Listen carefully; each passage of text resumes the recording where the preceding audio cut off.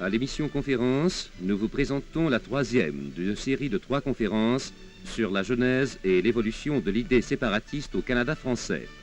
Ce soir, M. Maurice Séguin retracera l'histoire du séparatisme depuis l'avènement de Tardivell en 1905 jusqu'à nos jours. L'idée séparatiste réapparaîtra, importée par un immigrant américain, né d'un père originaire d'Auvergne, établi aux États-Unis, et d'une mère anglaise. Le jeune Tardivell, éduqué au pays de Québec, attrape immédiatement l'explication traditionnelle. Un Français de France, dans un article sur les Canadiens français, a employé tout naturellement l'expression « leur maître, les Anglais ». Comme tout vrai Canadien, Tardivell, en 1881, dans son journal « La Vérité », riposte indigné. Il faut ignorer complètement la belle et glorieuse histoire du Canada pour parler des Anglais comme des maîtres des Canadiens français. Nous sommes leurs égaux au moins. Quand donc les Anglais ont-ils été nos maîtres? Nos pères leur ont arraché, une à une, nos libertés politiques, et aujourd'hui, le Québec jouit d'une autonomie complète et peut, s'il le veut, tenir la balance du pouvoir. Mais les 20 ans de la Confédération trouvent un Tardivell sceptique. Nous n'avons aucune confiance, écrit-il en 1887, dans la durée de la Confédération actuelle. Nous croyons à des bouleversements politiques profonds dans un avenir plus ou moins éloigné. Nous voulons que notre patrie, la province de Québec, soit prête pour les grands événements que nous entrevoyons.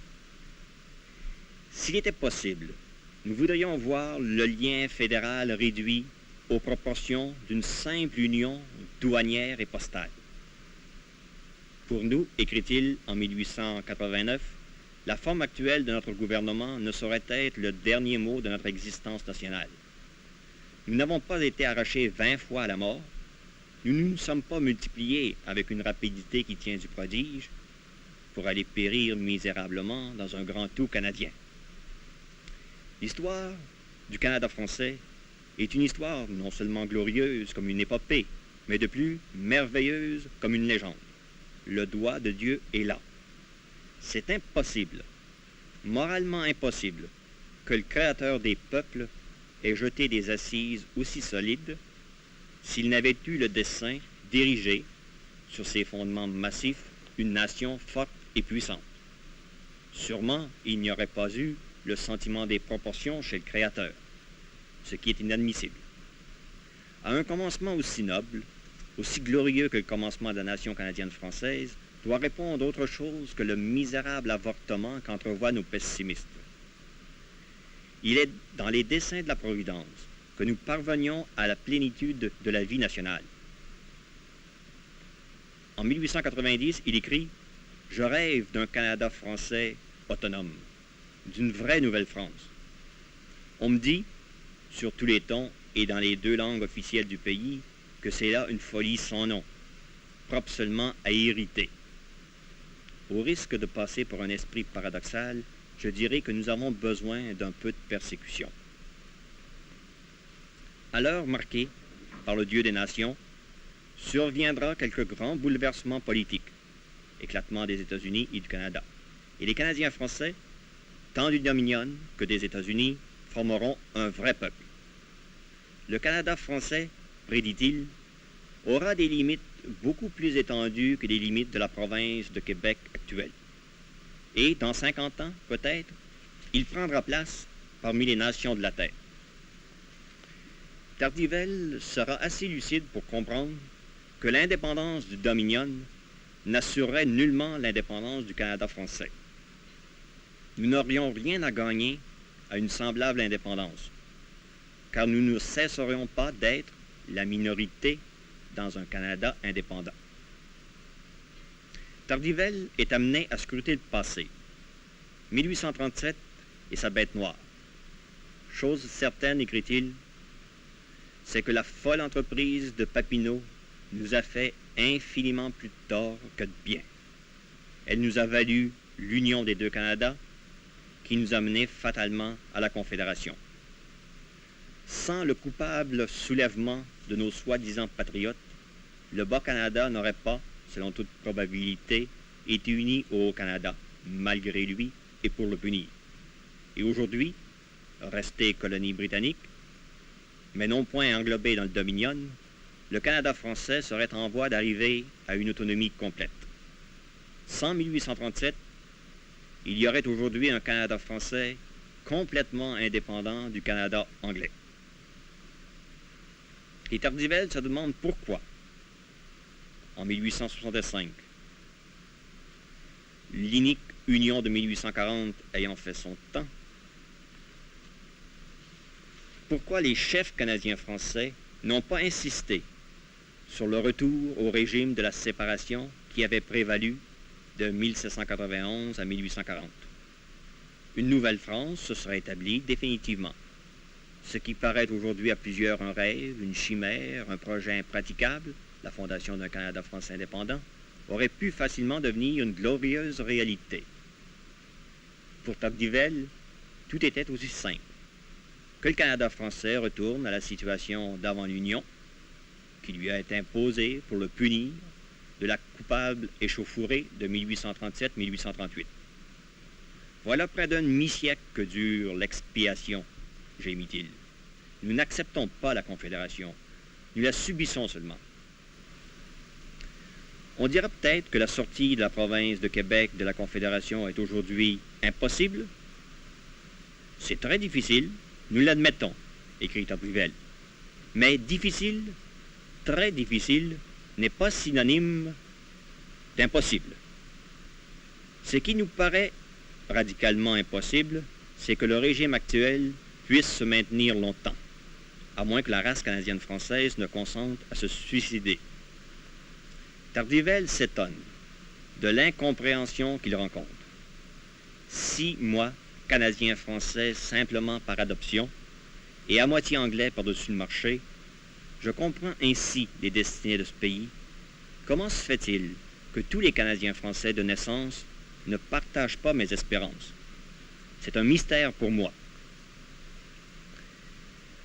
Tardivelle, qui malgré sa naïveté sur les causes de l'Union, était tout de même parvenu à comprendre ce que c'est que l'indépendance, ne pourra s'empêcher d'écrire, au début de l'inutile équipée du jeune Bourassa contre l'impérialisme, drôle de nationalisme que le nationalisme de la Ligue, et de trouver suspect ce nationalisme fondé sur la dualité des deux races. Tardivelle, l'Américain, mourra séparatiste impénitent. Son dernier mot, en 1905, une minorité de 30% ne gouverne pas une majorité. Et pourtant, Bourassa transmettra à ses disciples, en 1921-1922, le virus séparatiste cultivé par Tardivelle.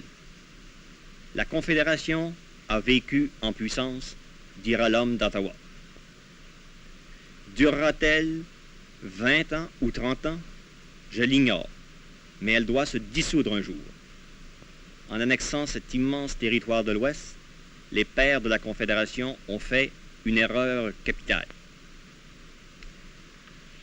Pour reprendre une expression de Tardivelle, ce sera un drôle de séparatisme que le séparatisme des disciples de Bourassa. L'attaque les surprend en pleine croisade pour l'industrialisation du Québec, avec Édouard Monti, qui répétait Hérold Bouchette, qui répétait Étienne Parent, sur la nécessité de s'industrialiser et la possibilité d'être, dans un Québec à l'intérieur de la Confédération, les héros de la reconquête économique, comme les pères autrefois avaient été les héros de l'émancipation politique. Admirateur de la Confédération et de la grande patrie canadienne, qui aurait pu, sans inconvénient, recouvrir et protéger la petite patrie, mais fédéraliste dépité, devant l'incompréhension et l'impérialisme du Canada anglais, ils en viennent à parler de banqueroute lamentable, de déception humiliante. Ils s'imaginent assister à la fin de l'Empire britannique, il y a quelque part une puissance qui chancelle. Ils entrevoient le morcellement des États-Unis, où s'éveille le désir de réunir les éléments germaniques en une nation politique. Enfin, la Confédération canadienne s'en va inévitablement vers la rupture. N'opposons pas, en principe, disent-ils, que nous sommes faibles et devons demeurer faibles, et que les autres sont forts et qu'ils demeureront forts. Nous ne courons au-devant d'aucune séparation. Nous n'acceptons que celle-là seule que viendront nous imposer la nécessité ou les hasards de l'histoire, et contre lesquels nous ne pourrons quoi que ce soit. Nous ne voulons pas être destructeurs, mais la destruction est commencée par d'autres que par nous, et nous refusons d'asseoir notre avenir à l'ombre d'une muraille en ruine. Si, demain, un Canada oriental doit se constituer, où les provinces du bassin du Saint-Laurent reprendront des assises nouvelles, le Québec n'abdiquerait son rôle qu'au péril du suicide. Qui ne voit qu'avec l'aide de Dieu, l'organisation du Canada oriental dépend de nous au premier chef. Le plan d'un avenir assez net, prouvé, annoncé par le miracle de la survivance, est ébauché vraisemblablement par la Providence. Cette formule de notre avenir politique, on nous fera la justice de le croire, ne se fonde point, précise un des séparatistes d'occasion de 1922, sur le principe des nationalités, sur le droit des peuples à disposer d'eux-mêmes. Pour savoir s'il est licite d'être séparatiste, on consulte un théologien qui répond « Il n'y a pas de droit immédiat, prochain, de se soustraire au gouvernement d'un État pour la seule raison que celui-ci est étranger. Si, en effet, parce que gouverné par une autorité étrangère, et à cause de cela uniquement, un peuple pouvait secouer le joug à volonté, ce serait, à brève échéance, le triomphe de la libre détermination des peuples. L'existence d'une nation n'est pas incompatible avec un gouvernement étranger, et c'est là un correctif salutaire à cette soif d'indépendance que la guerre, 1914-1918, a rendue plus insatiable. Pourtant, à cette séparation fortuite, à cette séparation cadeau qui s'annonce, les fédéralistes de 1922 trouvent de nombreux avantages. Pour remplir sa vocation, un peuple doit s'exprimer dans des formes politiques, mais dans des formes supérieures et définitives, où s'achemine toute nationalité qui veut être maîtresse absolue de sa vie. Un peuple n'est vraiment peuple que s'il est indépendant au sens plein du mot. Ceux qui jusque-là regardaient 1867 comme un sommet se mettent à refaire l'histoire. Nous souffrons, disent-ils, de désorientation essentielle. Nous souffrons de tous les malheurs du mariage mixte contracté par notre race en 1841. Quand ce mariage fut sur le point de se rompre par un éclatant divorce, au lieu de reprendre notre liberté, nous sommes entrés dans une alliance nouvelle, où bientôt figureront à nos côtés 3, puis 4, puis 6, puis 8 partenaires. Pour nous, ce fut une erreur. Un peuple n'a plus qu'à en changer ou à continuer de mourir. Un seul obstacle, observe-t-on, tient à la présence de l'étranger chez nous, à sa mainmise sur nos matières premières, nos ressources naturelles, nos industries, nos chemins de fer, nos voies de transport maritime. Plus riche de capitaux que nous, plus entreprenant, aujourd'hui, il a chez nous des intérêts acquis. Il a des droits indiscutables. Nous devons les subir. Que l'indépendance survienne, le pays ne sera pas ruiné. Si l'étranger veut vendre ses intérêts, nous les acheterons. S'il estime qu'il a tout à gagner à rester ici, dans la province la plus saine, dans la seule province conservatrice, c'est-à-dire antisocialiste. La situation demeure ce qu'elle est, il n'y a pas de crise, et nous sommes libres de travailler à améliorer notre État. Qui, devant la perspective d'une vie indépendante mais difficile et modeste d'abord, irait préférer la domesticité la plus dorée mais perpétuelle? Il faut nous libérer de ce poids de l'histoire qui nous écrase et détrôner partout la suprématie britannique chez nous. Les séparatistes de 1922 attendent 4 ou 5 ans les désastres prédits. Mais comme l'Empire, les États-Unis et le Dominion persistent, ils se font une raison et ils retournent allègrement au bon vieux credo national, Québec, État français quasi souverain dans la Confédération, possédant l'autonomie politique suffisante pour parfaire son autonomie économique, sociale et culturelle. En 1922, on refusait de laisser le Canada français s'asseoir à l'ombre d'une muraille en ruine. En 1933, on demandait « Le Québec fait-il aujourd'hui à la patrie canadienne un portique d'un style français assez pur, d'une suffisante majesté ?» On dénonce, en 1934, la théorie de la réserve québécoise, théorie qui, à l'égard de nos droits fondamentaux, nous donne figure de démissionnaire. La nouvelle génération serait donc une jeunesse qui accepterait tous les impératifs de ses droits et toutes les exigences de l'État fédéral. Au cours des années 1936-1937, l'idée séparatiste est reprise par divers groupements. On y rencontre la thèse toute juridique de la légitimité de l'indépendance lorsque des griefs justifiés rendent inadmissible et intolérable la domination étrangère. Bref, il faut être mal gouverné par les autres pour avoir le droit de se gouverner soi-même. Théologie sociale ou sociologie impérialiste qui n'apporte rien de neuf. Plus intéressante est la pensée de certains séparatistes de 1936 qui répondent aux ex-séparatistes de 1922. Réconciliés avec la Confédération, les ex-séparatistes demandent « Sont-ce bien les institutions fédérales qui ont empêché et qui empêchent à l'heure actuelle l'existence dans le Québec d'un État français? État qui, dûment créé en son temps, n'eût pu manquer de nous pourvoir du bien humain et culturel. Si cet État n'existe pas, est-ce la faute des institutions ou la faute des hommes? Comment expliquez-vous que nos chefs politiques n'aient pas entrepris de créer cet État français dès le lendemain de 1867, entendu que la Confédération nous remettait chez nous, maîtres de notre province et de notre politique? Il y a eu, au lendemain de la Confédération, la capitulation du bon sens.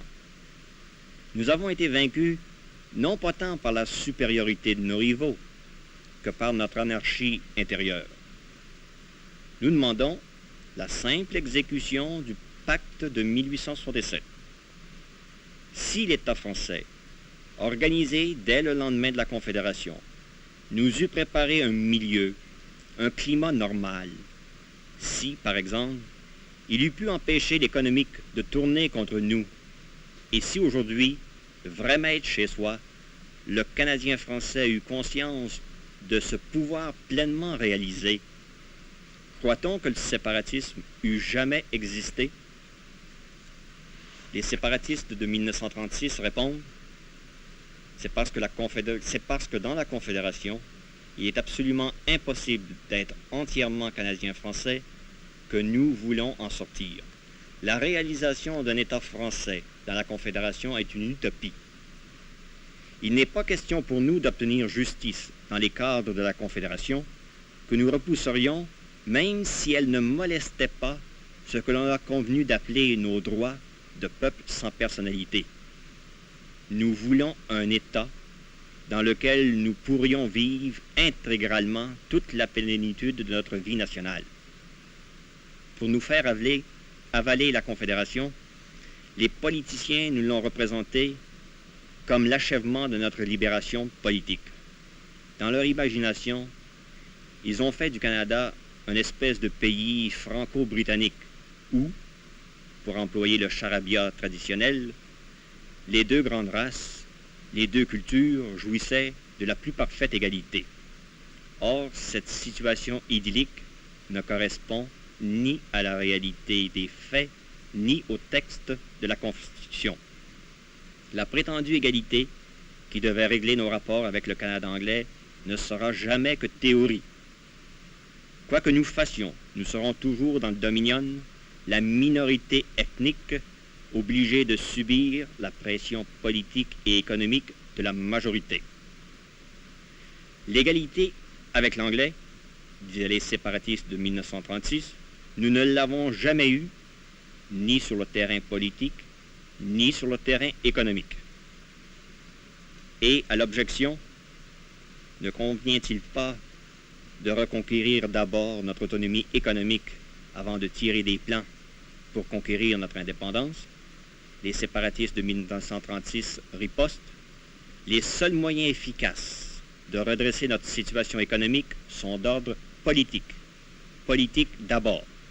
Si les Anglais sont aujourd'hui si puissants au point de vue économique, ce n'est pas parce que nos ancêtres furent moins habiles, mais c'est d'abord parce que l'anglais, possédant le pouvoir politique, les a empêchés de lutter dès le début à armes égales. Ce pouvoir politique, disent les séparatistes, nous ne pouvons l'avoir au sein de la Confédération. C'est plus fort que nos forces. La majorité anglaise du Parlement fédéral formera toujours un bloc tout-puissant. Le Parlement provincial ne peut presque rien pour nous. Toutes les institutions, tous les leviers de commande sont entre les mains d'étrangers qui nous tiennent, comme nos ressources naturelles, pour un capital acquis dont ils peuvent disposer à leur guise. Toute la législation, commerciale, bancaire, monétaire, douanière et commerciale, est du ressort du gouvernement d'Ottawa. Ainsi, en 1936, 90 ans après 1846, les Canadiens français, tout en croyant naïvement faire sauter l'Union fédérale, donnaient finalement le démenti à Étienne Parent et commençaient à ébranler le dogme d'un triomphe politique en 1842 ou 1867 qui nous permettrait de corriger une débandade économique dont nous étions les premiers responsables. La politique active au service des vieux partis et la guerre disperseront les séparatistes de 1936. L'histoire pessimiste ou histoire noire qui s'enseigne en quelques endroits depuis 1946 n'est peut-être pas étrangère aux idées de 1936. Cette histoire qui prétend que de la conquête de 1760, indépendamment de ses modalités, découle, pour le vaincu non assimilé, une inévitable infériorité politique et une inévitable infériorité économique qu'on ne peut attribuer ni à la méchanceté du vainqueur, ni à l'imbécilité du vaincu, et que tout effort, même sérieux, à l'intérieur de l'Union fédérale, ne pourrait rendre le peuple minoritaire qu'un peu moins pas maître dans le compartiment biethnique, bilingue et biculturel du Québec. Mais c'est là une autre histoire. Depuis 4 ou 5 ans, une nouvelle vague séparatiste déferle sur le Québec. Ces séparatistes ne parviennent pas toujours à se libérer de l'attitude de fédéralistes dépités. Attitude qui consiste à s'imaginer que la fédération de 1867 aurait pu bien fonctionner et qu'il faut la rejeter parce qu'elle a abouti à un échec accidentel, mais irréparable. Cependant, les séparatistes actuels, à mesure qu'ils clarifient leur doctrine, font pénétrer dans la conscience canadienne-française le concept de la nécessité de l'indépendance sur le plan politique d'abord. Par là, ils rendent au Canada français le plus grand des services, celui de démasquer l'imposture de la tradition La Fontaine-Étienne Parent, ce bon vieux mythe d'une égalité possible entre les deux nationalités, ou mieux, de la possibilité pour les Canadiens français d'être maîtres dans un Québec qui demeurait à l'intérieur de la Confédération. Le plus grand devoir, dans l'ordre des idées, est de dénoncer l'aliénation fondamentale, essentielle, dont souffre le Canada français. Mais c'est là un travail de sape de longue haleine. Un second obstacle provient de notre sort de nation annexée la mieux entretenue au monde. Dans ce domaine, la pratique de la vertu ne s'apprend pas en un jour. Enfin, le Canada anglais est aussi intéressé à maintenir, à défendre son intégrité, à conserver sa province de Québec, la deuxième province du British North America, où vivent 30% des contribuables et 30% des consommateurs, que le Canada français est intéressé à réaliser son émancipation nationale. Notre maître, le passé, est une expression très juste. Mais pour nous, depuis 2 siècles, le passé a un nom propre. Et nos maîtres, les Anglais, ne seraient pas dignes d'avoir été nos maîtres pendant 2 siècles s'ils se laissaient démolir facilement.